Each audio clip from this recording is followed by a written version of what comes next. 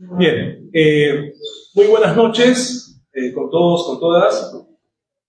Vamos a iniciar nuestra actividad del día de hoy, miércoles 25 de septiembre del 2025. Saludar a todo el público que está presente, básicamente son alumnos de la Escuela de Ciencia Política, y también saludar a los que nos están viendo en este momento en las redes sociales de la escuela. Soy el profesor Mendieta, profesor de la escuela, y en esta oportunidad tengo el placer de dirigir esta actividad, que es la mesa de egresados de la Escuela de Ciencia Política en el contexto del aniversario de la escuela en San Marcos. Esta escuela está de celebraciones durante todo el mes de septiembre, y esta actividad es parte de los eventos que se están organizando en el contexto del aniversario. Bien, en esta oportunidad tenemos la alegría de contar con egresados y también pues destacados profesionales de nuestra escuela, sanmarquinos, y que se están desempeñando en varias actividades y que nos van a contar sus experiencias tanto académicas de la escuela como también experiencias profesionales vinculadas, pues, obviamente a la ciencia política. Voy a presentarlos ya en la manera de cómo ellos van a también intervenir.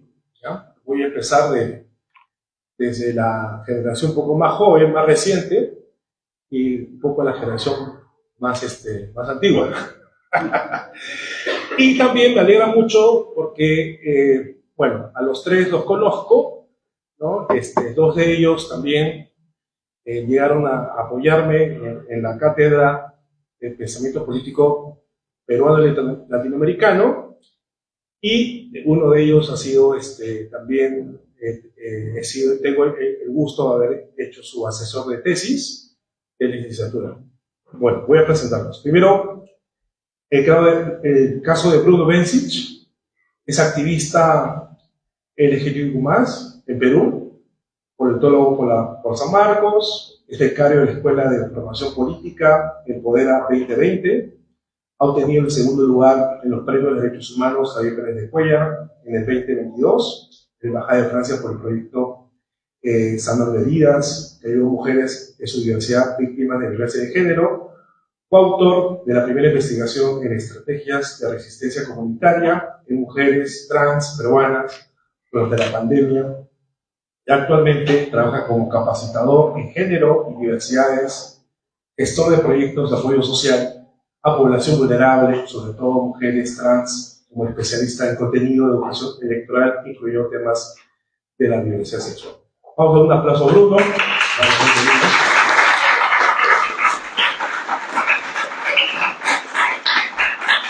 Bien, ahora vamos a presentar a Yeren Vázquez, politólogo de San Marcos, magíster en Gobierno y Políticas Públicas, experiencia en investigación en Ciencias Sociales y Política Tributaria en el Instituto de Estudios Peruanos, IEP. Actualmente es especialista en Políticas Nacionales en el Centro Nacional de Planeamiento Estratégico, también conocido como CEPLAN. Vamos a dar un aplauso a Yeren.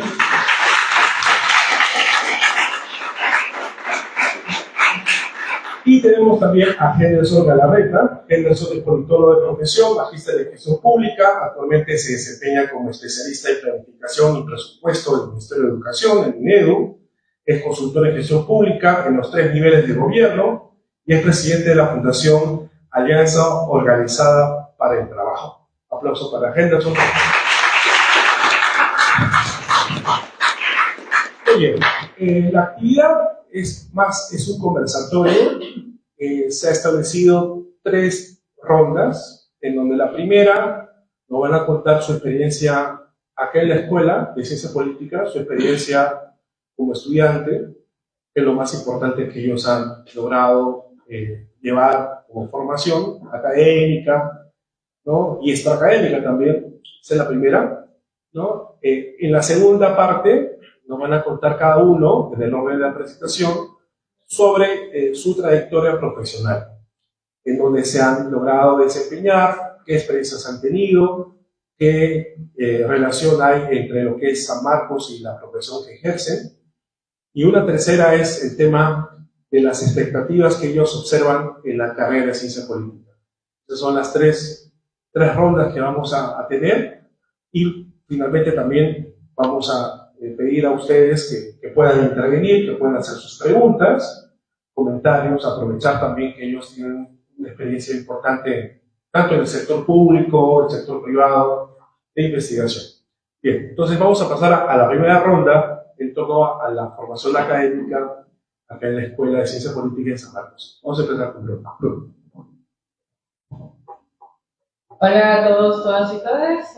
Muchas gracias por estar aquí, por darse el tiempo también de venir, para poder conversar, para poder dialogar. También agradezco a Michael por la invitación. Sé que ha sido un evento que ha tenido sus contratiempos, también que es San Marcos, desde acá. Entonces, pero feliz de verlos por aquí. Yo ingresé a San Marcos en el 2013, cuando tenía 17 años. Entonces, les estoy hablando de ya ese 2017. No quiero contar los años ya, pero me parece que fue ayer cuando justo le decía a Michael que me hace una hora antes de la exposición y me puse a recorrer porque nada de eso existía. Era otro San Marcos, todos estamos ahí, jalando la carpetita y era genial. Por eso es que estaban las experiencias que me llevé de San Marcos también, ¿no? Era darme cuenta cómo dentro de todo las personas tenemos ciertos privilegios frente a otras. Y San Marcos me dio esa mirada, ¿no? Esa mirada de, oye, a pesar de todo, sigue siendo un chico blanco, bigénero, pero puedes tener oportunidades frente a otros chicos. Entonces, o frente a otras chicas también, ¿no? Entonces, San Marcos era eso, era un cúmulo de que mi promoción era bien variada, de personas de distintos lugares, con distintas costumbres, con distintas formas de ver la vida. Yo también, ¿no? Yo veía un esto más social, más de sensibilización, más de estar para las personas más vulnerables, que es algo que no les voy a comentar de mi trayectoria, ¿no? En el campo laboral. Entonces, eran épocas geniales, justo de Richard y me conocí a Richard con todas las clases del año. Richard nos enseñaba todo el año, era paja, y Michael, como dice, yo que hice asistente, porque yo adelanté el curso, pero cuando me tocaba, en verdad, yo ya lo había llevado. Sí, adelante todo lo que falta, porque luego, con la chamba ya no vas a tener tiempo. Entonces siempre recuerdo que, a pesar de que no recuerdo todos los cursos, sobre todo lo que me han podido enseñar en la práctica, te vas a dar cuenta de todo lo que has podido haber llevado del sistema electoral, o sea, como mi rumbo más se fue hacia el sistema electoral y hacia proyectos sociales, sino conocer de todo lo que era derecho electoral, todo lo que era estas metodologías para problemas públicos, que es lo que necesita el Estado resolver frente a la ausencia de políticas públicas o reconocimiento de derechos de las poblaciones. Entonces, ha sido como que una mixtura. Yo creo que la carrera me dio este mix de saber un poquito de economía, un poquito de lingüística, un poquito de programas públicos, todo para llevarlo, una vez que ya estés trabajando, llevar todo eso a algo real, algo que en verdad ayude a la ciudadanía a que puedan ejercer sus derechos, a que puedan ser quien quieren ser, en verdad, ¿no? Y a resolver estas ausencias que tenemos mediante pequeños pasitos. Entonces creo que San Marcos fue una puerta que se me abrió, una puerta muy bonita, una puerta que trabajo con varios de mis amigos con los que llevé cursos, etcétera, que nos apoyamos y eran inversiones de cómo entre todos nos empezamos a llamar, empezamos a hacer grupos, buscamos más oportunidades y viendo que cada uno tiene una visión distinta, lo que es lo que va a hacer el trabajo y qué es lo que pasa en la universidad también, con exposiciones, etcétera. Entonces, creo que eso fue un poco mi experiencia. Creo que ustedes ya están acá y ha cambiado muchas cosas, pero también esto ya ha cambiado. Es como que me alegra ver que ya tengan un espacio mucho más habilitado para lo que es su carrera. Eso creo que es lo que voy compartiendo. Gracias. Vamos a pasar. Aplausos. Bien. Yere Vázquez. ¿Qué tal? Muy buenas noches con todos. Siempre es un placer volver a casa y muy emocionado pues de compartir esa experiencia, ¿no? Esta experiencia de vida académica, profesional con ustedes. La primera ronda pues es nuestro paso por las aulas de ciencia política. Yo ingresé en el año 2012, ¿no? Justo una base antes que nuestro amigo Bruno. Y pues cuando nosotros ingresamos, pues se había hecho esa separación. Antes estudiaban, un año antes estudiaba Derecho y Ciencia Política juntos, el primer año. En el momento que nosotros ingresamos se hace la separación y nosotros éramos pues 60 ingresantes en ese tiempo, ¿no? Con bastante emoción uno empieza la carrera aquí escuchando al profesor Miguel Quesada, en ese tiempo al profesor Mario Porcarrero, Richard como siempre, el profesor Richard siempre estuvo presente en todo el proceso de cada uno de nosotros, me parece, hablando con Bruno, Henderson nos va a contar un poco más, pero creo que ha cambiado mucho también la experiencia de aprendizaje y vivencial que nosotros experimentamos en esos años, ¿no? Porque ustedes ya han encontrado pues un pabellón, ¿no? Un pabellón que fue bastante peleado por autoridades, por estudiantes, eh, pero en nuestro tiempo pues estábamos en las oficinas del tercer piso de la Facultad de Derecho, eran unas oficinas que se improvisaron como aulas, y pues la situación de la enseñanza, el aprendizaje no era óptima tampoco, que digamos, ¿no? No teníamos profesores que pues estuviesen actualizados de repente, por lo general, con materiales nuevos, que vengan con teorías nuevas. Incluso nuestra formación fue muy teórica de repente en algunos aspectos, más que metodológica, o más que incluso tirada hacia métodos cuantitativos. Entonces, claro, esto se refleja en las capacidades de investigación de repente que podríamos haber tenido los estudiantes formados en aquella época, ¿no? Haciendo la comparación con el momento actual, pues tengo entendido que ya llevan más cursos de investigación, ya llevan más cursos de metodología, más cursos de tesis, hay muchos más graduados, ¿no? Licenciados en la carrera, y esto es pues prometedor, es bastante prometedor, y este compartir de experiencia quizás también es una oportunidad como para tener esa perspectiva histórica y ver que en este punto estamos yendo muy bien, pero venimos de algo que quizás no era óptimo y podemos llegar a un punto mucho mejor todavía del que hoy en día pues está la carrera, ¿no? Entonces, compartirles la experiencia de siempre estar detrás de los profesores. Nosotros luchamos bastante por traer profesores, contratar profesores de otros lugares. Les hacíamos, pues, siendo dirigentes o organizando, pues, la base, les hacíamos las carpetas de postulación a los profesores para que vengan y sean contratados.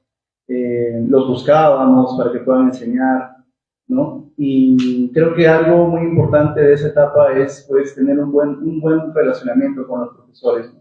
Más aún con los que tienen esa vocación por enseñar, ¿no?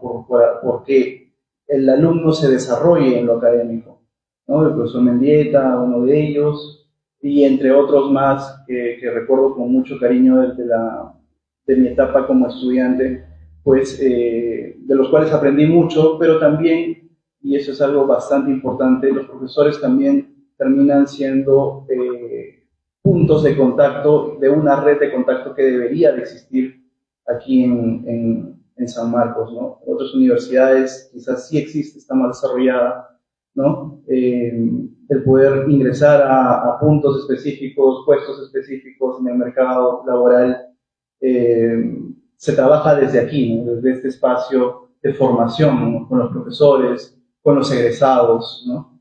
Entonces, consejo viendo en retrospectiva, ¿no? Consejo viendo en retrospectiva, identifiquen claramente quiénes son esos profesores que apuestan por el desarrollo del estudiante y denlo todo para aprender de ellos, ¿no?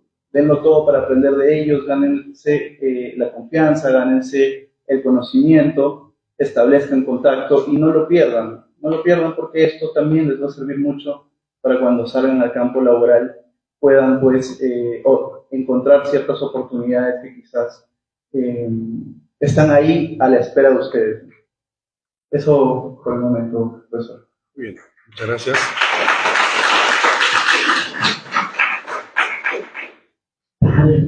Buenas noches también a todos los presentes. Bonito escuchar a todos los ponentes, a todos los invitados. Experiencias vividas, años pasados. Evidentemente ya yo soy el más longevo aquí en la mesa con los chicos egresados. Yo soy base 2007, egresé en el 2011, ¿no? La perspectiva del estudiante era totalmente diferente. Nosotros, como ya lo dijo Miguel, el primer año lo compartíamos con los chicos de derecho. Se vivía un ambiente un poco cargado, porque existía eso, no sé cómo está el tema del problema entre los estudiantes de derecho y la ciencia política. Desde aquel entonces era bastante evidente la diferencia de ideas, de posicionamiento. Había un contragolpe a los estudiantes de ciencia política, porque decíamos que no teníamos un pabellón, no teníamos un espacio, no teníamos algo propiamente nuestro, ¿no? Salvo que las aulas de la dirección académica, ¿no? Hacia la izquierda. Pero frente a ello, creo que el alumno sanmarquino, como todo el alumno sanmarquino, pues no ve las cosas malas, las expectativas malas, sino al contrario, sacarle mejor provecho. Creo que como todos, o no sé cómo habrá cambiado la situación del análisis de la población estudiantil, pero en aquel entonces había una diferenciación bastante en San Marcos en el tipo de estudiantes, ¿no? Muchos dicen que no existe, que sí existe la diferenciación económica. Para mí no existe. Y era muy evidente, ¿no? Había chicos que le costaba haber ingresado a la universidad 5 o 6 años, otros que venían de colegios como la Nueva Alianza, La Salle, que les costaba 0 años ingresar, y había una gran diferencia de edades. Ahora por lo general veo que todos son contemporáneos. Y me alegra porque el acceso debe ser gratuito y mayor para todos, ¿no? Mis experiencias, de decirle como estudiante, he sido un estudiante muy pensando en el futuro, muy pensando en el empleo, muy pensando en el mercado laboral. He tenido, o vivo una vida para mí, ¿no? Pensando más monetarista, sincero. Todos los logros y los éxitos que me han permitido tener es pensando siempre quién me da el mejor provecho. Yo salí de la universidad diciendo que el conocimiento se comparte y ahora cobro por el conocimiento. Que son mis perspectivas. Considero que el alumno sanmarquino está volviendo a posicionarse, y eso a mí me alegra. Trabajo ya casi 10 años en el Ministerio de Educación. Ya les voy a contar y por ahí animar quizás. Porque de verdad, en la posición que estoy, podemos firmar convenios, porque los chicos, los estudiantes de verdad de aquí, son muy buenos, tienen criterio. Hace un par de semanas, un par de meses, vinieron un grupo de 4º año, no sé, eran los últimos por salir de aquí, de Ciencia Política, buscando hacer prácticas. Y otros por hacer su trabajo de tesis, porque estaban analizando la Dirección Regional de Educación como análisis de gestión pública. Y siempre vienen, ¿no? Haciendo el sector de educación, siempre cuando hay una investigación, lo más principal que se inicia es el diagnóstico, el presupuesto, los gastos, la ejecución del gasto. Y ya les voy a compartir un poco de si quieren conocimiento, porque el Estado siempre busca, no trabajo gestión pública. Desde que salí de la universidad, ya 12, 13, 14 años en gestión pública. Así que ya el nivel para simplificar los procesos, ya la experiencia misma la hice. Y les decía que los chicos que llegaban, chicos de la Católica, chicos del ESAM, chicos de la UPC, UPN, y siempre me ha tocado a mí hacerle las entrevistas a mí y a un chico que es de la Pacífico, de Paraguay. Que somos un poco los responsables de la oficina, ¿no? De ver quién ingresa, quién hace su participación. y siempre me he jactado de César Martino porque el nivel se siente. Los chicos que venían, a veces venían sin un análisis, un estudio, sin un diagnóstico y querían conocerlo todo en esa realidad. La forma de pronunciarse hasta que llegaron los sanmarquinos. Evidentemente había un cambio y un impacto en el tema formal, en el tema de la forma de vestir. Los de la Pacífico, los de Santa, los diferentes. Ahí seguramente Bruno va a analizar por ahí la diferenciación que existe. Existe esa diferenciación. Pero qué gusto, porque los chicos se sentaron, habían analizado, habían un diagnóstico, tenían un estado situacional de la dirección regional. Yo soy sectorista de la dirección regional de Lima Metropolitana, responsable de la 7UG de Lima Metropolitana. Entonces, yo le decía, ¿ves la diferencia de la Pacífico? Es el gerente general de la oficina de planificación. Totalmente, Carlos. Firmamos convenios con los chicos. Yo soy responsable de convenios, ¿no? Quizás por ahí podamos firmar unos convenios, que los chicos vayan, hagan sus prácticas profesionales y ver si les gusta el tema de la gestión pública. Eso es como mi parte introductoria. No voy a entrar a detalles sobre las experiencias porque evidentemente han sido diferentes. La verdad, ustedes son unos privilegiados porque tienen acceso, tienen una facultad, un pabellón, tienen escuelas propias, tienen aulas propias. Y ese es el trabajo que hay que reconocer a todos los egresados, a los politólogos y a los bachilleres, que han dejado en alto en cada rincón, en cada sitio que han ido, el nombre de la escuela. Ahora, ya si ustedes ya están en los últimos años o si ya están viendo el mercado laboral, si ustedes revisan los perfiles de las contrataciones, ya contemplan a los estudiantes de ciencia política. Una realidad ajena a nosotros, egresados de 2011. Nosotros hemos tenido que lidiar para el posicionamiento de la carrera. Ahora hasta tenemos un colegio de politólogos. Es un tema más. Entonces, de verdad, felicitarles. Y supongo que todos aquí, los que están ingresados porque quieren o aman a la carrera. En la época que yo ingresé, es una diferencia muy marcada. Por lo general, los que accedían a la ciencia política eran los que no podían llegar al puntaje a nuestros amigos de derecho, ¿no? Entonces, esa era una realidad diferente. No quiero entrar en esos detalles porque creo que lo más importante es que ustedes están aquí. Este espacio es un conversatorio, un diálogo, motivarlos y decirles que están en la mejor carrera, que es la carrera del mundo. Y créanme que, bueno, en el ámbito de la gestión pública, en el ámbito de la gestión privada, si soy ajeno, nunca he trabajado, pero sin embargo tengo mi consultora como sector privado. Tengo una consultora, Consultoría Bandera, ya estamos más de 5 años en el mercado, asesoramos a gobernadores, alcaldes, en los 3 niveles de gobierno. Tenemos un equipo de trabajo, me gustaría, si por ahí más tarde se quieran integrar a la consultora. Así que decirles, esa es mi perspectiva como San Martín.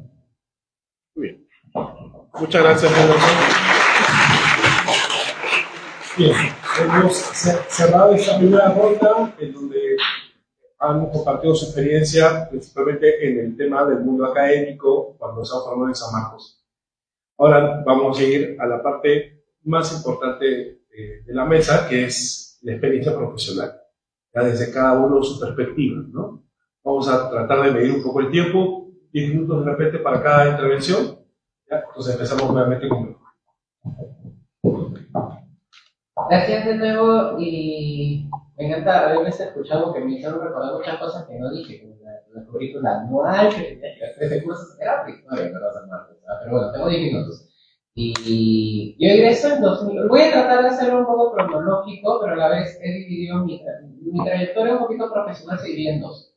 Una parte de lo que es programas sociales, proyectos sociales, y otra parte que es tema electoral. Entonces voy a iniciar con lo que yo inicié, ¿verdad? Que eran proyectos sociales.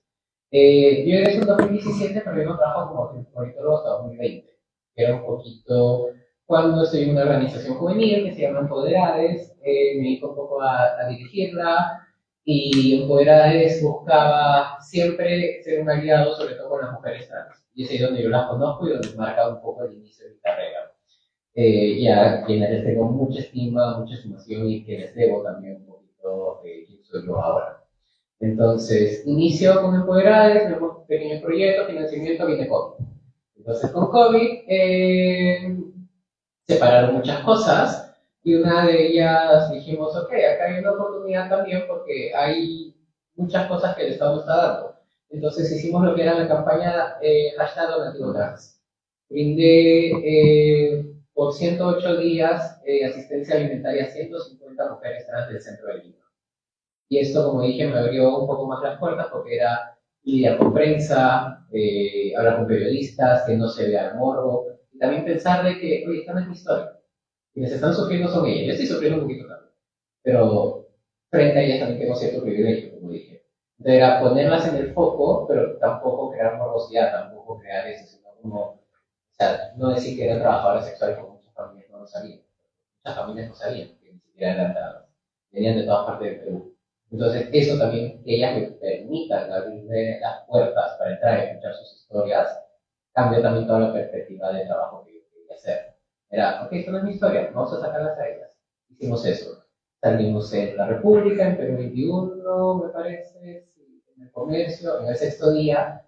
Fue paja, porque era como que diferentes medios, diferentes áreas encerradas. Salimos en un montón de lugares porque teníamos que visibilizarlas. En X era un boom. Y eso también me permitió a mí darme cuenta de como que, oye, las redes sociales y todo eso tienen poder. Fácil como politólogo, si te quedas sentadito, un poquito no te va a abrir la puerta. Tienes que ser un poquito famoso. Y es ahí donde viene 2021, en 2021, pero acabando un poquito con lo que era Empoderades, es ahí donde lanzó un amigo la investigación que está en el Journal of Homosexuality, que ya era un lado también académico. Ya hice algo social, pero para la academia también lo plasmamos en esta primera investigación que hablaba, tampoco era mi historia, era la historia de ellas, y cómo ellas hicieron estas estrategias comunitarias para salir adelante frente a la pandemia. Es algo que se publicó y es algo que siempre les quiero decir cuando hago una investigación o algo, la academia es chévere y todo, pero ¿qué pasa con la población vulnerable que investigaron? Entonces nosotros fuimos y les explicamos qué encontramos, cómo podríamos mejorar, gracias a todos sus aportes, entrevistas que tuve que hacer, etc. Esto es una coautoría porque lo hice con un amigo que es psicólogo y yo digo más la parte de política pública, no la parte más politológica. Entonces luego vino el 2021, se abre en el jurado lo que son los coordinadores de acciones educativas, entonces ahí inicia un poquito mi lado electoral. Entro como CAE en Orochirí, en provincia, fui 2 meses, y era otra perspectiva también, no tan centralizada en Lima, sino cómo en Orochirí iban a hacer estos servicios de educación electoral, cómo llegábamos en plena pandemia, porque todo tenía que ser virtual, y ahí la población un poquito era más presencial. Fue un reto también de ver, ok, de analizar, de hacer informes, de hacer contactos también. Yo ya tenía contactos con empresas por el tema de empoderadas, era como que, hola, eso no quisiera saber también sobre educación electoral. Y era novedoso también, ¿no? Cómo el Estado se va acercando también a las empresas. Un servicio que es totalmente gratuito. Y es ahora que más adelante también lo voy a ir plasmando. Y en el interín igual yo no me dejo mover. Entonces, en ese lapso entro a lo que es IGETSFEDER Perú. IGETSFEDER es una asociación sin fines de lucro que busca inspirar, empoderar y conectar a población LGBTQ+ en situación de vulnerabilidad. Yo entro como un coordinador de proyectos y luego aso como un director adjunto. Era ver todo el tema presupuestal y a otras cosas que necesitamos, cómo hago fundraising, cómo consigo dinero. Y era simplemente tocar puertas, porque IGETSFEDER es una red global de actividades en todo el mundo, pero el Perú no era conocida. Otra vez tema de redes, empezar a tocar puertas, empezar a hablar, conseguimos financiamiento de Disney, conseguimos financiamiento de la Embajada de Estados Unidos, de Converse, que nos sigue financiando. Entonces era un reto también porque era, ok, ya, ¿cómo logramos la meta? Yo ya tengo mi población en situación de vulnerabilidad, ya sé mis acciones, pero ¿cómo lo utilizamos? Y eso es un poco de lo que hago desde IGETSFEDER. Hoy en día yo creo que me un poquito, pero igual ayudo. Y era otra realidad porque también era capacitar y sensibilizar a empresas sobre temas de LGBTQ+, sobre inclusión, y era darle otra perspectiva de que la inclusión, o sea, como lo vemos también desde la carrera, ¿no? Que la inclusión realmente es love is love in Hay un tema de derechos, hay hay un tema de ausencia del Estado, hay un tema de retrocesos. Entonces era como que ya mi marca sabe en junio, ¿verdad? No sé mucho, ¿qué haces más allá? Tenías que una empresa es segura, no lo es. Hoy en día hago diagnósticos también para empresas, en las cuales levanto data y me salen, ¿no? De 100 trabajadores, 10 me dijeron que no se sienten seguros. Y la empresa está como que trabajando. Porque es como que, oye, a ti no te la dicen porque no te lo van a decir, pero a mí como alguien externo, no hay ningún roche, no es anónimo. Entonces, levantamos cierta data para ayudar a las empresas a, ok, ¿quieres ser seguro inclusivo, no solamente como comunidad de gente más? Porque no busco cambiar a alguien como laboral, sino vamos a ser como en total. Yo cambio a la persona para que él cambie con sus amigos, con su familia, etcétera, y a mí directamente. Entonces, eso era un poquito con lo que era hacer. Conozco al doctor Mario Cavani Ravelo y con el doctor tiene una ONG. Yo me encargué de su ONG también, fui Project Manager. Y es ahí donde ganamos, bueno, quedamos en segundo lugar en los premios de derechos humanos Javier Pérez de Cuellar. Porque el doctor desde hace 10 años era en esta ONG que cualquier mujer que ha sido víctima de violencia de género y tenga una cicatriz o una quemadura en el rostro, la operamos totalmente gratis. Y el laboratorio era totalmente gratis. Y esto tenía que ser una política pública también, porque el Estado solamente atiende la parte emergencial. Deberá descubrir que, oye, más allá de la parte emergencial, eso tiene secuelas. O no lo operaron bien, que una cicatriz que no debió quedar. Y luego, era abrirme las historias también a mujeres de diferentes partes que me venían y me contaban los casos de bullying de sus hijos, que las llamaban también del colegio, sus esposos, etcétera. Era un trabajo algo también de empatía de saber, de escuchar las historias del fuerte, porque ya sabía que se iba a poder ayudar, tenía clínicas y todo, porque era un estado de vulnerabilidad, de la cual también era base para mí conocer, para poder saber, ok, cómo marcamos este proyecto. Pues el doctor decía, de todo buen corazón, y el doctor que también es San Martino, esa doctora, hay muchas cosas que necesitamos visibilizar, necesitamos que la gente crea. Porque varias de las pacientes llegaban y no sabían que iba a ser gratis hasta que estaban en la sala de operación. No, sí, vamos a operar gratis. Pero toca bien, te va a operar, te va a operar. Y era un acompañamiento también, ¿no? Entonces entré y reorganicé un poquito las cosas. Que no sea tan clínica, que no sea tan doctor, sino ya una ONG. Una ONG que también, otra vez buscar financiamiento. El comercio nos apoyó, hicimos también convenios con equitos y fuimos equipos a operar. Fue en septiembre, sí, hace como 2 años. Pero fue todo un proceso. Entonces quería contarles más este lado social que se pueden desenvolver y que también es bonito, que abre las puertas también a otro lado público. En el interín, ok, estoy en Poderades, con el doctor Mario Camani, con Ingexver, que igual continúo, hoy en día también hago frilos, y tanto talleres, y obviamente con diagnósticos, etcétera, y como les dije, tengo que verdad. Mis redes, un LinkedIn que tienes que mover, creé una ornitóloga que era la parodia de viaje, creo, pero era como que, oye, en mis redes, en mis contactos, voy a ir a Santa Casa. Pues otras ideas locas, pero tienen que hacerlo, porque no se quieren. Y hoy en día, solamente para acabar con esta parte laboral, entro como coordinador, luego en el siguiente proceso me ascienden a monitor electoral, entonces estaba encargado de 13 coordinadores en Perú. Y luego eso acaba en octubre y en noviembre entro a la OMPE. En la OMPE yo soy parte del equipo de educación electoral. En la UP también era entrar con un reto, porque la educación electoral se iba a retransformar. Entonces era, ok, ¿cuál es la necesidad ahora? Antes teníamos 8 públicos prioritarios. Y dije, no, ahora ya no, con mi jefe lo conversamos y vamos a ver, tu educación electoral tiene que llegar a todas las personas. Entonces pusimos las personas en su diversidad. Los materiales también tienen diversidad de personas. Puedes encontrar una persona afrodescendiente, una persona con discapacidad en imagen, una persona LGBTQ+, habló del protocolo para garantizar el derecho de las personas trans, etcétera. Era meter temas que teníamos y también ser conscientes, porque yo le decía al jefe, o sea, mi experiencia va un poquito más con mujeres trans. Y era como que, oye, pero de las 150 mujeres trans que conocían el centro de Lima, ninguna conocía el protocolo. Entonces, ¿de qué sirve crear una política pública? ¿De qué sirve crear en la academia si la gente que lo necesita no sabe? Lo mismo pasó cuando tenemos el donativo trans, hay una ordenanza contra la discriminación en Lima. Todas tenían miedo de ir al banco, porque lo hacían ellos, no discriminar la televisión. La vamos, empezamos a empoderarla. Entonces, eso me hizo pensar bastante. ¿Qué hago yo promoviendo políticas, programas, etcétera, si no tengo un plan de sensibilización? Si no tengo un plan para que la gente entienda cómo usar. Lo pusimos con el protocolo. Okay, existe esto, estas son las llamadas. Sorry, pero también tenemos limitantes legales. Yo no puedo multar a mi mesa, pero sí te puedo acompañar a que sepas cuáles son tus derechos y por eso no debería pasar. Empezamos a hablar de ello. Pero como lo hice, no era entrar y voy a poner plumas en todo, ¿no? Era ver cómo estas estrategias de haber poblaciones en situación de vulnerabilidad lo hacemos.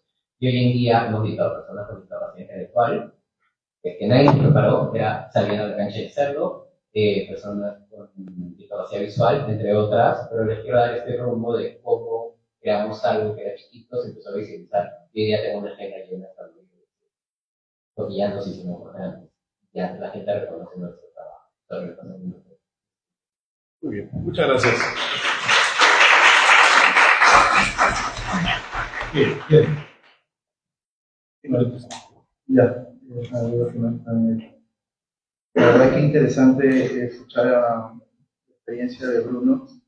Definitivamente es otra entrada, otro mundo de posibilidades que nos ofrece pues la ciencia política, ¿no? Y entender esas relaciones de poder, esas relaciones de política pública, desde el activismo, desde la organización social. Es un mundo muy interesante y felicitaciones, Bruno, por esa experiencia y por compartirnos hoy día esa vivencia, ¿no? En mi recorrido fue quizá un poco más distinto y partiendo de un interés en común con Bruno, ¿no? Cuando yo salgo o los últimos años, antes de salir de la universidad, yo lo que tenía en claro era que iba a haber trabajo, o tenía en mente, ¿no? Iba a haber trabajo en gestión pública o en políticas públicas, con algo relacionado a ello, ¿no? Y en ese tiempo, pues, mi mentalidad era, si es que vamos a hacer gestión pública o políticas públicas, tenemos que entrar a una entidad pública de inicio, ¿no? Entonces, cuando yo salgo, no se me ocurre ir a los ministerios, ¿no? Porque pues pensaba que eran entidades muy herméticas, quizá, ¿no? Muy herméticas en las que necesitas contactos para poder ingresar de repente, ¿no? Y de hecho, recuerdo haber postulado algunas plazas de prácticas y pues haberlas perdido todas, ¿no? En ministerios y en la Municipalidad de Lima Metropolitana. Entonces, lo que hice en ese tiempo fue pedir una carta de presentación, de recomendación aquí en la escuela, ¿no? Firmada por Francisco Milo Quesada, en ese momento me acuerdo, y repartirla, ¿no? Empezar a repartirla por todas las municipalidades que encontraba. Dije, alguna me abrirá la puerta, ¿no? Y eso no sucedió. Nadie respondía al llamado. Recuerdo, pasé 2 meses buscando trabajo después de que salí, salgo en el 2016, bueno, diciembre, noviembre. Paso 2 meses buscando trabajo y en donde yo vivía, que es Chiclacayo en ese momento, decido ir a la municipalidad también porque dije, bueno, ¿por qué estoy buscando en otros lugares y no pregunto también en mi distrito, ¿no? Y llego y fue así inmediato, ¿no? O sea, llegué con mi carta de recomendación de San Marcos, me recibe en mesa de partes el subgerente de trámite documentario, en ese momento Kevin, y me dice, oye, ¿tú has estudiado ciencia política? Necesitamos políticos en esta municipalidad, necesitamos gente que sepa de política. Te voy a presentar al gerente municipal. Llego, me presento y pues le comento que estoy buscando trabajo para poder hacer prácticas, ¿no? En ese momento no tenía interés en nada más, incluso es otra cosa que tenía en mente, ¿no? Si yo voy a empezar a trabajar, yo no pensaba recibir un gran sueldo o ni siquiera tenía en mente eso, ¿no? O sea, yo quería simplemente trabajar. Y pasó así, de hecho, me pusieron a prueba 2 meses. El gerente municipal vio que podía ser re útil en cierto sentido en la gerencia de participación ciudadana y estuve 2 meses a prueba. El trabajo pues era básicamente administrativo. Uno llega a una entidad sin mucha experiencia, pues tienes que comenzar haciendo absolutamente todo, ¿no? Memos, oficios, informes, y un montón de papeleo que pues desde la universidad no te lo enseñan, pues. ¿No? O sea, en la universidad estábamos en la teoría de la democracia, la acción colectiva, ¿no? Pero cuando llegas a la realidad, pues te encuentras una ruma de papeles, ¿no? Entonces, pues, a los 2 meses sale mi contrato CAS, ¿me acuerdo? Hemos visto tu desempeño y él, y pues, creo que mereces tener tu contrato. Estaba como auxiliar administrativo, y mi puesto, pues, básicamente era de secretaría, ¿no? Yo recibía documentos, los derivaba, hacía las coordinaciones con las otras unidades orgánicas, pero en ese punto me di cuenta de algo fundamental, ¿no?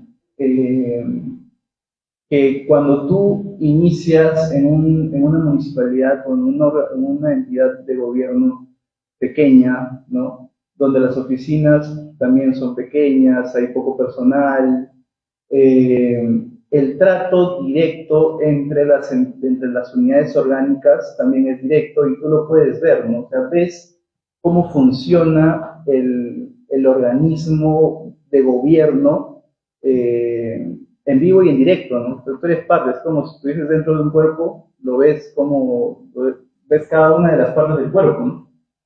Entonces, eso fue una experiencia muy, muy, muy enriquecedora. Y lo que yo tenía en mente era darlo todo, ¿no? O sea, así fuera entregar informes, oficios, memos a una unidad o a otra, trataba siempre de hacerlo mejor, de aprender, de preguntar a todo el mundo lo que yo desconocía. Y en una de esas, pues, también tuve el placer de conocer a Henderson, ¿no? Nosotros nos conocemos no por San Marcos, ¿no? Es una experiencia interesante, pero cuando yo entro y en esas idas y vueltas como CAS, auxiliar administrativo, comenzando mi recorrido por la gestión pública, Henderson ya era especialista en planeamiento de la municipalidad, ¿no? O sea, ya venía incluso de otra municipalidad, ya venía viendo temas de planeamiento, ya su camino ya estaba más avanzado que el mío, ¿no?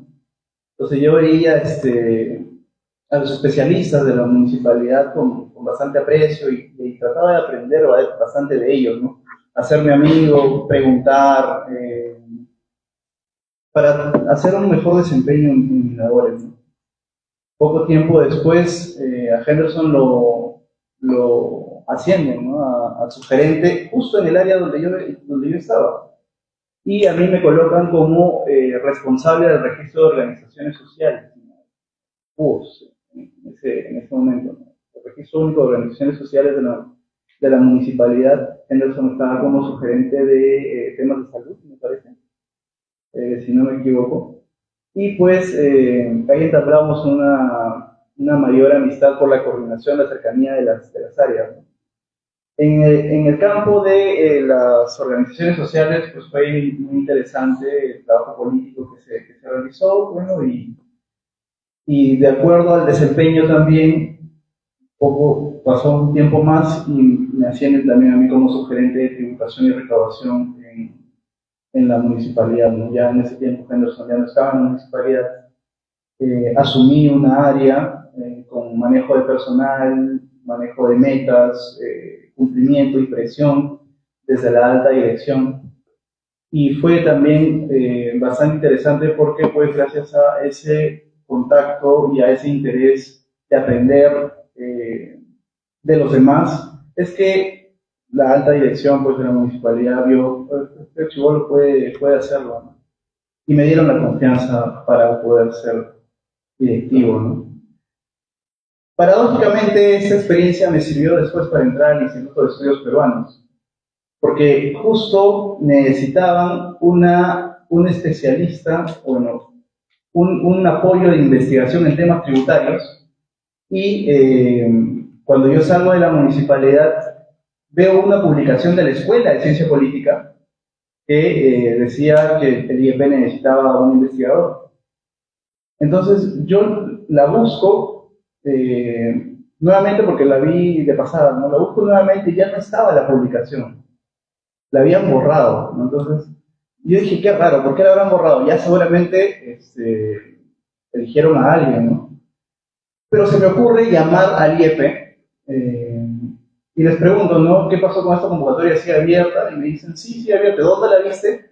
Porque era una convocatoria cerrada, ¿no? Bueno, la rotaron por ahí, ¿no? En punto.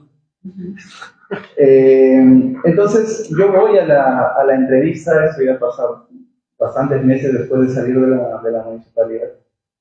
Y en la entrevista pues estaba Carolina Trivelli y Jorge Morera, ahorita actualmente director del IEP, en este momento lo sigue siendo investigador principal, y Carolina Trivelli es ministra de Inclusión Social, ¿no? Desarrollo e Inclusión Social, como ustedes sabrán, y pues una investigadora de tanto renombre que pues, cuando yo la vi, pues, ya fue, ¿no? O sea, quizá mi experiencia como sugerente de recaudación no les va a interesar, ¿no?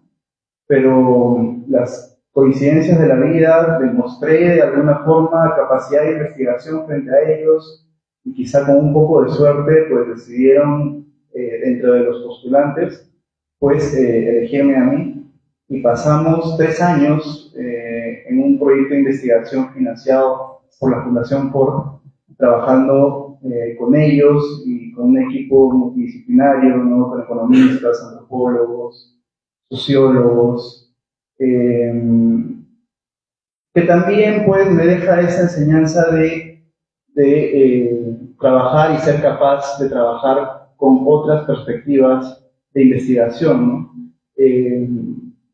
A mí me gustaría realmente, y eso es un gusto personal quizá, ¿no? Que la carrera de ciencia política aquí en San Marcos tenga mucho más llegada con ciencias sociales. No sé cómo será hoy en día, si tendrán profesores de ciencias sociales, de la Facultad de Ciencias Sociales, digo. Pero sería muy bueno que haya ese intercambio, porque quizá nuestro objeto de estudio es el mismo, ¿no? Es el mismo y lo podemos abordar de diferentes ópticas, con diferentes métodos de investigación, y es algo que el IEP sabía muy bien trabajar, ¿no? Los equipos multidisciplinarios y los pequeños equipos se formaban constantemente para esos trabajos de investigación y tenías que estar preparado pues para hablar con economistas, con antropólogos sobre sus propios métodos y sus propios conceptos, ¿no? Posteriormente, con el contacto de un profesor también, cuando lo conocí aquí en San Marcos, me invita a postular a un puesto en el CEPLAN, ¿no? En este momento era como apoyo en una dirección de prospectiva, la dirección de prospectiva, y era una de dos, ¿no? O dejar el IEP o hacer ambas cosas a la vez, ¿no? Y el sanmarquino, pues, no arruga, ¿no? Entonces yo dije, me divido el tiempo, trabajo en la mañana, trabajo en la noche, pero esas oportunidades no pasan 2 veces en la vida. Y me lancé.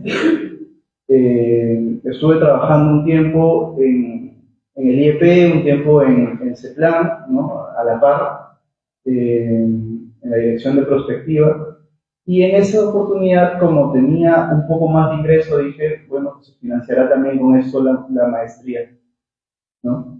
Y hice también la maestría en la Católica con el impulso de esos dos trabajos, ¿no? Y la maestría en Católica en Políticas Públicas me ha permitido después postular ya como especialista en políticas nacionales dentro de ese plan. Entonces, ya me he pasado bastante el tiempo. lo siento por eso, pero quizás algunos puntos de reflexión importantes creo para dejarles es el sanmarquino pues no arruga, ¿no? Si tienes una oportunidad enfrente, tómala con todas las ganas de aprender, con todas las ganas de conocer otras personas que de repente piensen diferente a ti y gánate el respeto de los demás, ¿no? Demuestra en la cancha de tu preparación, demuestra en la cancha tus conocimientos y las oportunidades que encuentres nunca las desaproveches. Eso sería.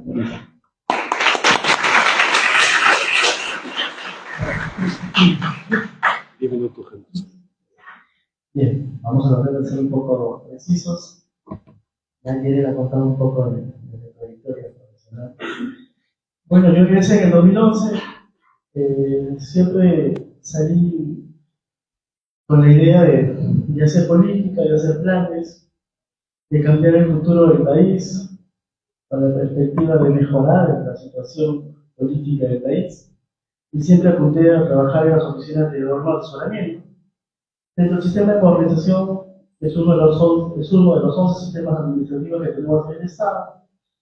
Pues dentro de la estructura orgánica de las entidades públicas tenemos alta dirección, tenemos órganos de asesoramiento, órganos de administración interna, órganos de línea, y los que formulan y conducen la política y los planes son los órganos de asesoramiento, las oficinas de planificación y presupuesto y las oficinas de asesoría jurídica.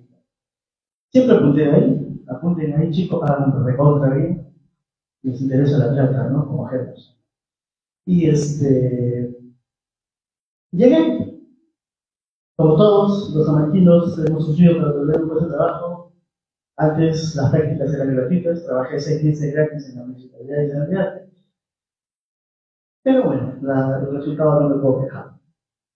Trabajé toda la gestión del alcalde más longevo de antes, 4 gestiones.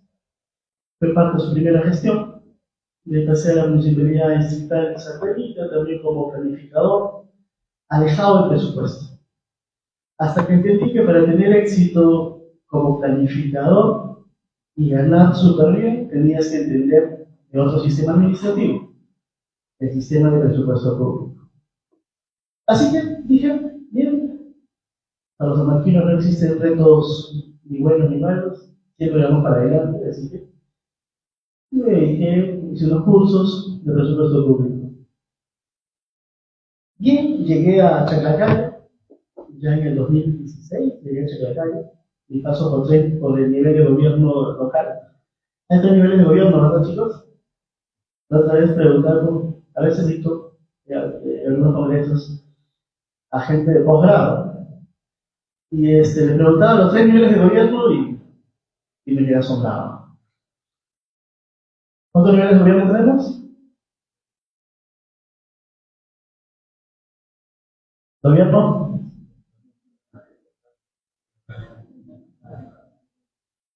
¿Y en el local qué encontramos? ¿Distritales y provinciales? Bien, muchachos, somos sanmarquinos. Como les decía, llegué a Chaclacayo como especialista en planificación y presupuesto, responsable de elaborar el reto era hacer el TUPA. El TUPA es un instrumento de gestión que establece los costos y los derechos de trámite. Seguramente está llevando derecho administrativo. Y para eso fui, como siempre, los sanmarquinos demostrando talento donde vamos, así que me decidieron contratar para ver otros instrumentos de gestión dentro del sistema de movilización. Y después vieron mi talento como planificador. Bueno, y creo que recién ha cambiado esa municipalidad, porque cuando yo llegué a Chaclacayo hicimos el PEI, alineamos el POL, hicimos el PLC, y hasta ahorita nuestro querido distrito de Chaclacayo todavía no puede aprobar sus instrumentos.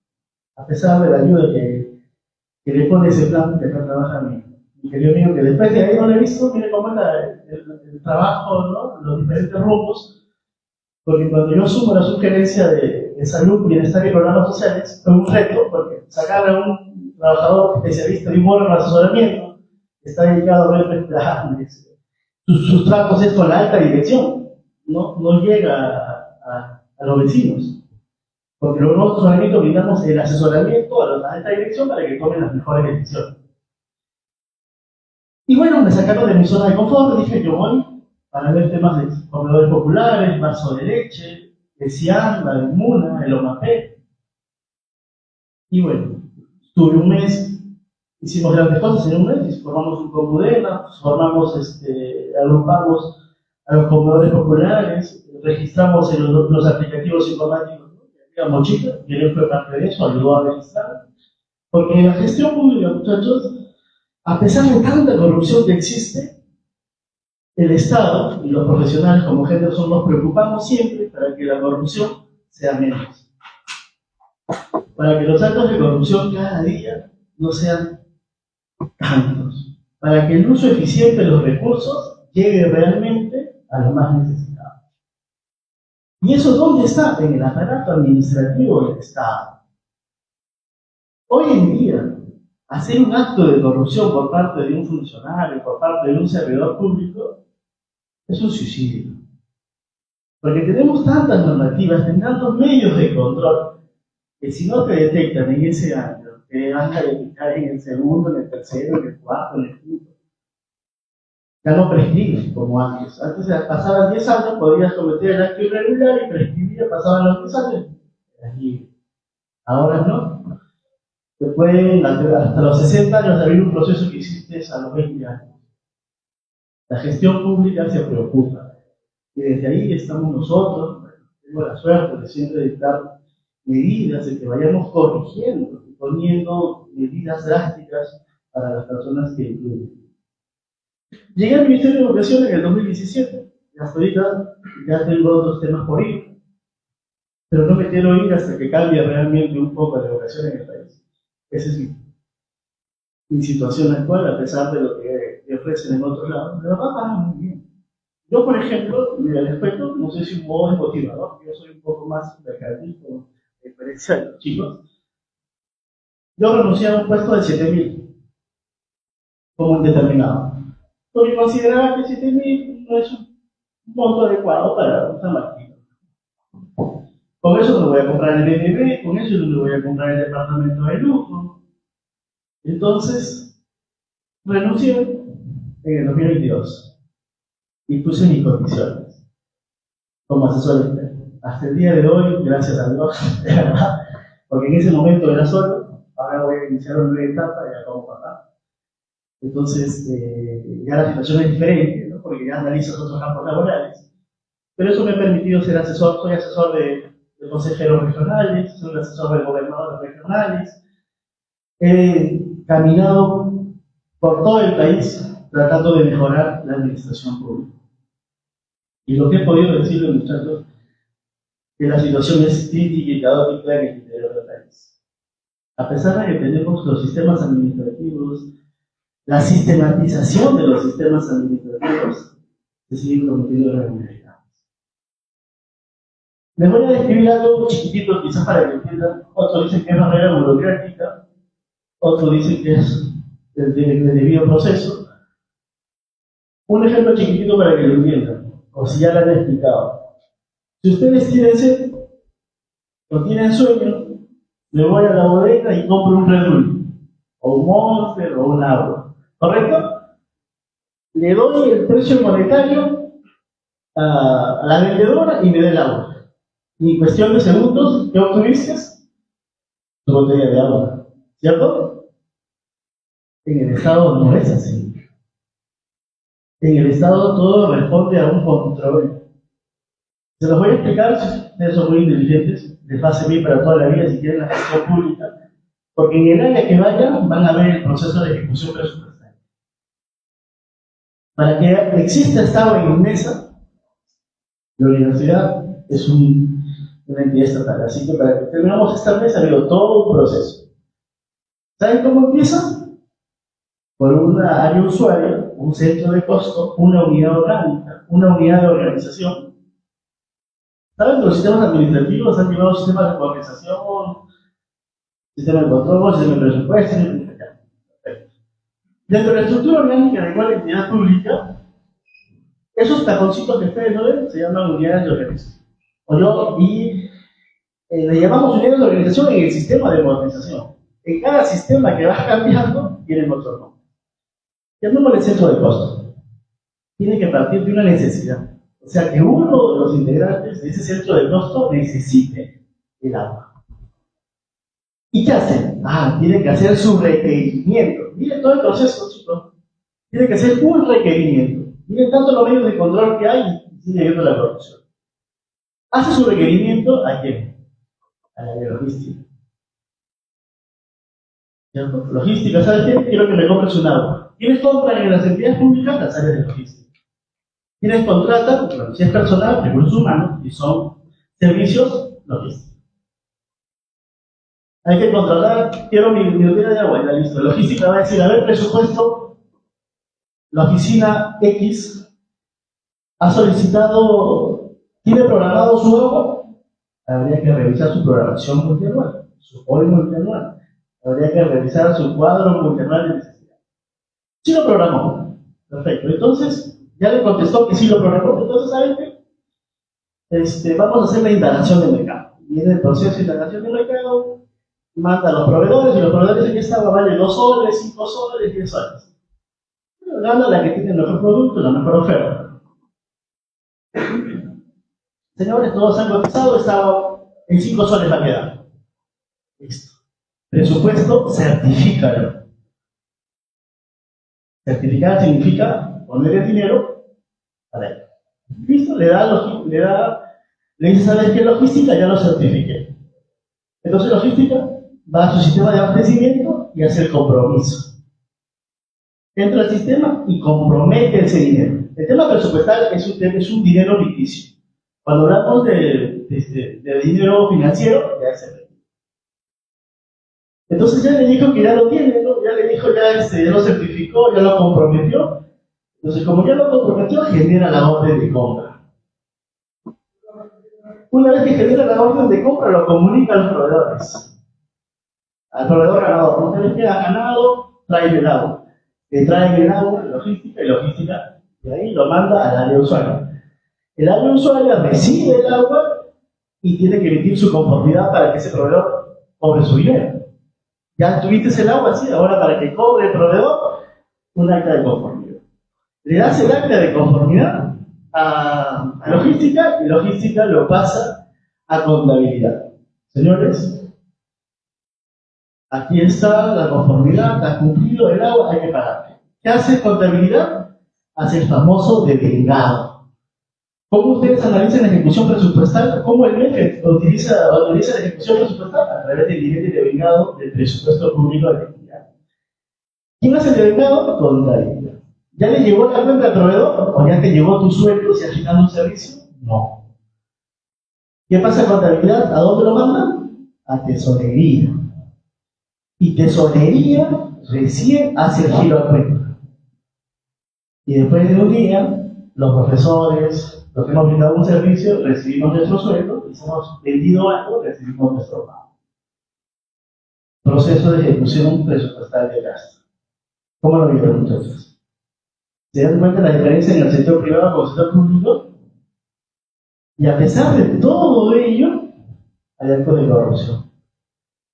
Solo que está fallando nuestros órganos de control, no se dan abasto. Porque especialmente las municipalidades hacen lo que quieren. Porque son ejecutoras y pliegos.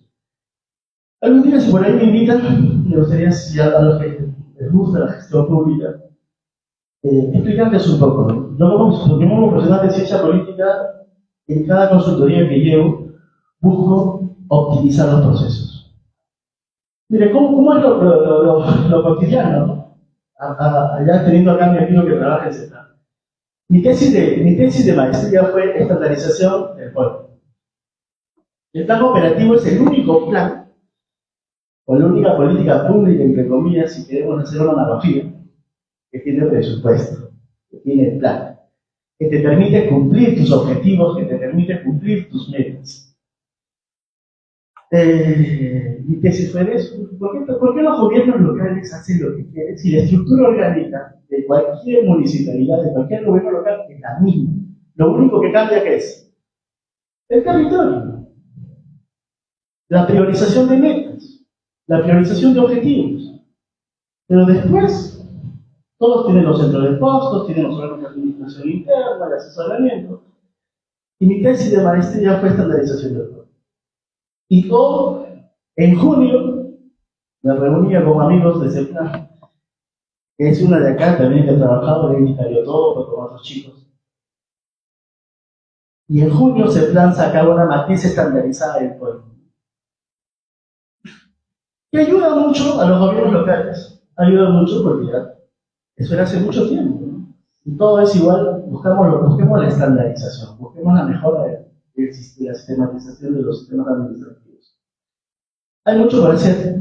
Yo creo que ustedes, los alumnos de ciencia política, futuros politólogos, en la carrera o en el ámbito que se desarrollen lo van a hacer bien, y si lo hacen en la administración pública, la gestión pública lo necesita.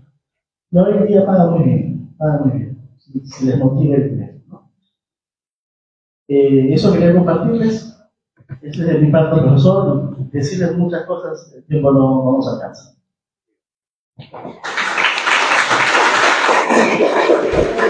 Bien, muchas gracias a las intervenciones en esta segunda parte. Voy a tratar de variar un poco. Vamos a pasar al tema de las preguntas. ¿Les parece si hubiera preguntas?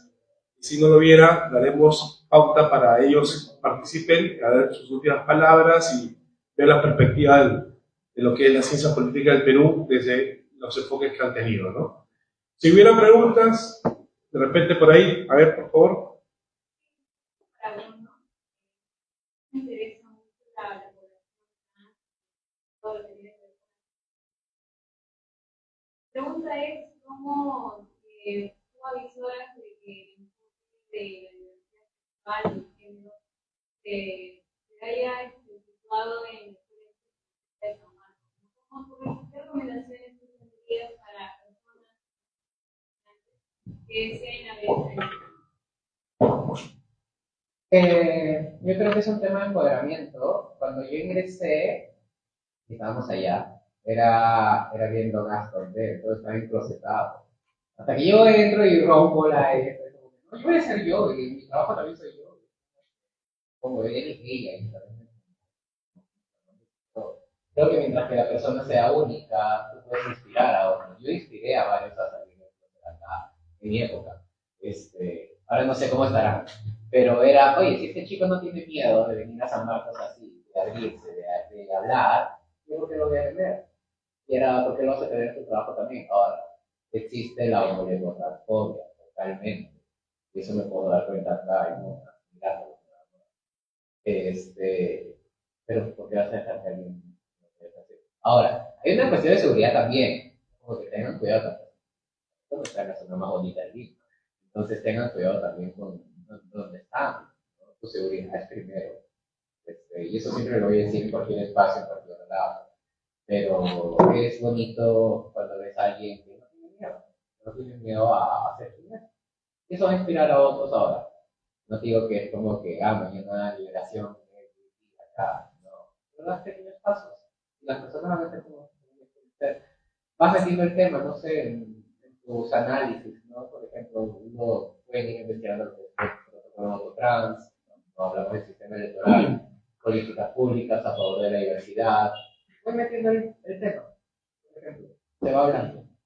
Todo lo yo metí yo al inicio acá, hola a todos y todo eso.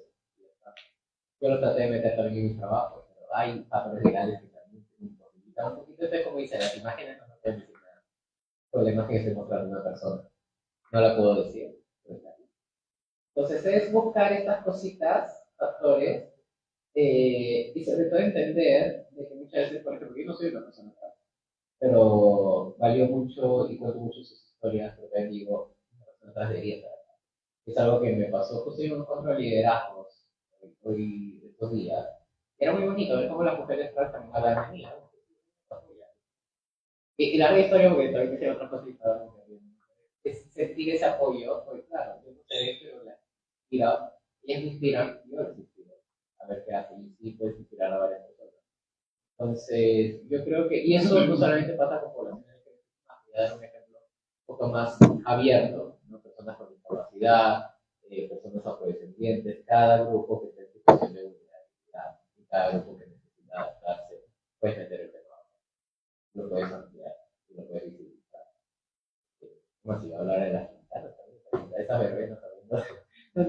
y hice un drag queen show acá. Mañana hay gincana. Mañana hay gincana. Entonces, ¿cómo me quieres que lo hice? Porque justo en la época en la que yo estudiaba sacaron algo que era la política loca. Yo me quedé horrible. Porque dije, oye, esto es una ofensa que me hace travestismo y todo esto. Porque era una burla. Dijeron, ya, ¿y qué hacemos en estos 15 minutos? Y ya saqué un drag queen show. Y ya está. Imagínate yo ahí paradito solito con dos amigas bailando. Imagínate, no, era baja. Entonces te digo, cuando veas estas cositas que tienen un trasfondo, que quizás no nos damos cuenta, no sé, bueno, yo creo que así va a ser ir apoyando la película. Muy bien, muchas gracias, Bruno. Un like. Bien. Por favor, preguntas. Yo creo que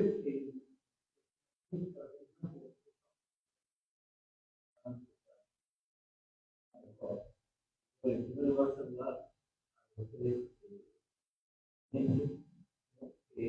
desde primaria, de forma a veces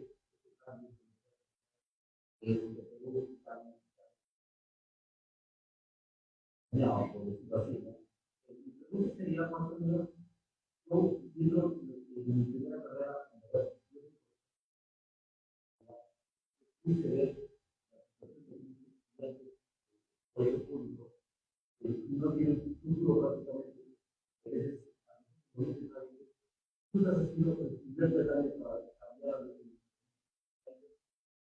ciudadanos para cambiar la generación. La mayoría de nosotros, la verdad es increíble, de verdad, es la desde su perspectiva, más o menos, ¿cuál sería el área del nivel? Tiene la más posibilidades para poder hacer este cambio progresivo, un poco más para ver si no cambio a largo plazo. Vamos a, de repente, ya le puedes contestar la pregunta. Sí, a ver, ¿qué otra? Un gusto, de verdad, saludarlo al maestro aquí. Y es una realidad que yo vengo escuchando siempre, ¿no? Desde la posición en la que yo me encuentro, sectorista, por ejemplo, de la Dirección Regional de Educación de Lima Metropolitana, lamentablemente la política pública está diseñada pensando en un modelo europeo. Es más, una vez cuando vi me sentaron, por ahí para contestarle, me sentaron en una mesa porque se está construyendo un modelo de política de educación básica. Formé parte de la mesa, todos chicos muy jóvenes, pero ninguno había sido educado en el país. El único que creo que viene, yo soy del Colegio Nacional, soy el primer Colegio Nacional de la República de Guadalupe. Y es el único, entonces, uno que ha vivido, tiene las experiencias de una educación básica en un colegio de público, sabe cuál es la regla. Pero sin embargo, los que diseñan la política pública, el modelo operativo, el modelo educativo de la educación básica, son un equipo técnico que, revisando las hojas de vida, de verdad, ninguno había estudiado en una escuela aquí, eran forjados en otros países. Entonces, eran muy intelectuales, muy duchos, sus modelos operacionales tenían lógica, pero no responden al modelo educativo peruano. No solamente, como lo dice el profesor, es tener docentes de calidad. Como un análisis hace poco, hemos estado viendo todas las UGELs. Las UGELs llegan directo al colegio. Nosotros, como DRE, llegamos a supervisar a las UGELs. Porque el modelo operativo que se está diseñando está pensando más en fortalecer la educación, en darle las herramientas al docente, tener docentes mayores preparados. Pero yo les digo que el problema de la educación en el país es un todo, el acceso, las aulas que tenemos, la tecnología que tenemos en los colegios. Estos chicos, por ejemplo, consideraban que en Lima Metropolitana no podían haber colegios sin centros perimétricos, que no podían concebir la idea que en Lima Metropolitana los servicios higiénicos no tenían los servicios básicos, que nuestros estudiantes estudiaban en aulas esteras. Entonces, pensando así, no lo vamos a cambiar. Dinero hay para hacer grandes proyectos bicentenarios. Lo malo, y ahí pido reflexión para los futuros politólogos, es en la forma como se administra el uso eficiente de los recursos para dar las condiciones del acceso a la educación. Ese es mi compromiso. Yo formo parte de ese comité del nuevo modelo operativo de la educación básica. Estoy posicionándome fuerte para poder tratar de una u otra forma darles condiciones de calidad a los chicos de la educación básica regular. No solamente la educación básica, por ejemplo, nosotros somos privilegiados de sentarnos en un espacio como tenemos. Lima Metropolitana tiene 21 institutos tecnológicos. Lima Metropolitana. Con un presupuesto de 200 millones. Tenemos 2 institutos licenciados. 19 sin las condiciones básicas, centros perimétricos instructibles. Un día me invitaron a recibir una clase en pleno día, techos de calamina. Imagínense, es un ambiente lamentable. Y queremos que nuestra condición, nuestra educación superior, tanto la tecnológica, mejore. Hay que mejorar todos y ese es mi compromiso. Yo por eso no me voy a hacer educación, espero más tarde que esta comisión y este modelo operativo realmente cambie, porque sí se puede, pero desde el acceso y las condiciones. Muchas gracias. Sí, muchas gracias. Yo le quiero agregar algo más. Sí, sí, exactamente. Y este es un problema que nosotros desde las políticas nacionales también lo vemos, lo palpamos en muchas de estos instrumentos que orientamos en los sectores, ¿no? El trabajo tiende a ser muy sectorial, muy institucional, muy centrado en el escritorio, ¿no? En elaborar políticas públicas desde el escritorio, y es un problema y un reto también desde ese plan, ¿no? El día de hoy tuvimos también una reunión para ver algunos temas de cómo se vincula el planeamiento con presupuesto, cómo se vinculan las políticas nacionales con los programas presupuestales. Pero cada vez que tocamos el tema de cómo vinculamos los instrumentos, también abre un debate dentro de la institución de realmente la metodología de planeamiento está siendo útil realmente para implementar esos cambios, esos resultados que se buscan alcanzar a través del Plan Estratégico de Desarrollo Nacional 2050, a través de las diferentes políticas nacionales. Y pues el resultado de las discusiones siempre tiende a ver que no estamos logrando gestionar esos resultados, esos retos de manera adecuada, ¿no? Cerca del 56% de las políticas nacionales, de acuerdo a las evaluaciones de ese plan y los autorreportes de los ministerios, no están mejorando el problema público que atienden, o inclusive se ve algún tipo de empeoramiento de estas situaciones perjudiciales para la población, ¿no? Y pues es un reto que no solamente debería de tenerse plan, ¿no? Considero que desde San Marcos tenemos que empezar a problematizar también los instrumentos de política pública que existen en el Perú, ¿no? Las políticas nacionales son uno de ellos, los programas presupuestales, el presupuesto por resultados. Hay decisiones a nivel de gobierno local que tienen que ser evaluadas como políticas públicas, pero no hay un instrumento técnico que pues oriente esa toma de decisiones. Y dentro de todo ese armazón de instrumentos, también garantizar que el público objetivo, que la población que sufre el problema público, participe de alguna forma, ¿no? ¿Por qué? Porque si no, seguimos teniendo políticas e instrumentos que nunca se van a implementar, ¿no? Desde la teoría nosotros sabemos, desde la teoría de políticas públicas y desde el enfoque incremental, que las políticas se construyen, ¿no? Se van construyendo, es una construcción en donde intervienen una multiplicidad de actores, ¿no? No solamente los que sufren el problema, ¿no? Hay actores que tienen intereses también dentro de las decisiones y que pues direccionan de alguna forma el uso de los recursos y los objetivos finales de las políticas, ¿no? Por ejemplo, ¿no? Existe una política de crimen organizado, pero detrás de la política de crimen organizado y de su implementación o su autorización, pues hay actores en la sociedad que no participan en la política, porque tienen intereses contrarios a la política, quizás, pero que no.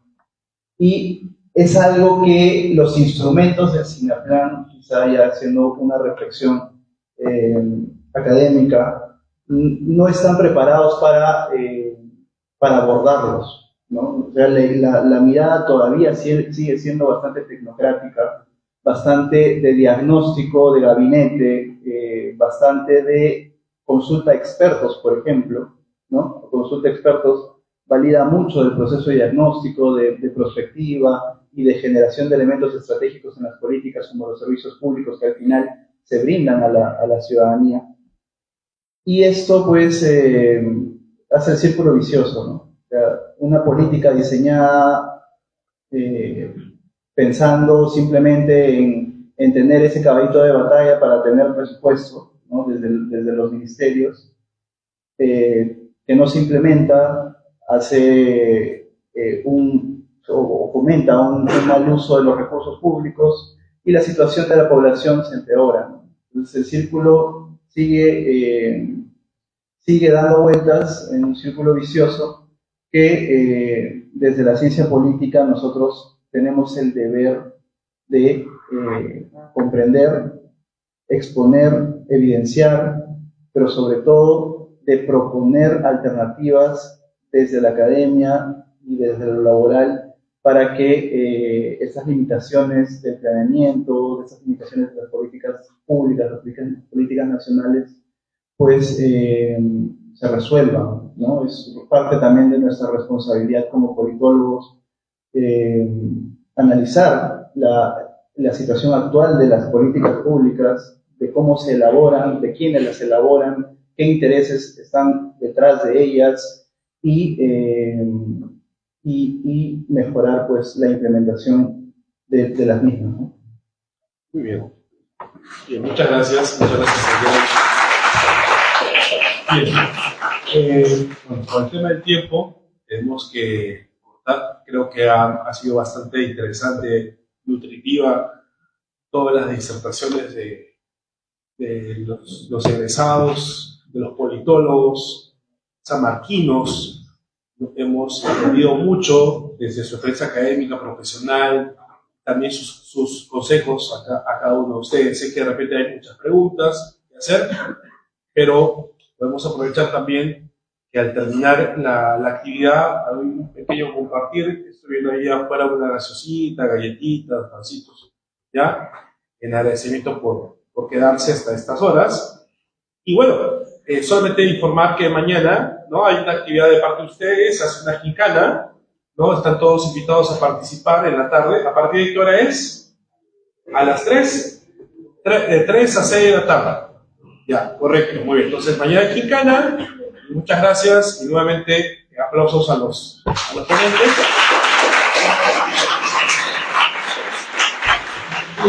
Y para terminar, a ver si se acercan a tomar una foto grupal. ¿Ya? Muy bien, gracias.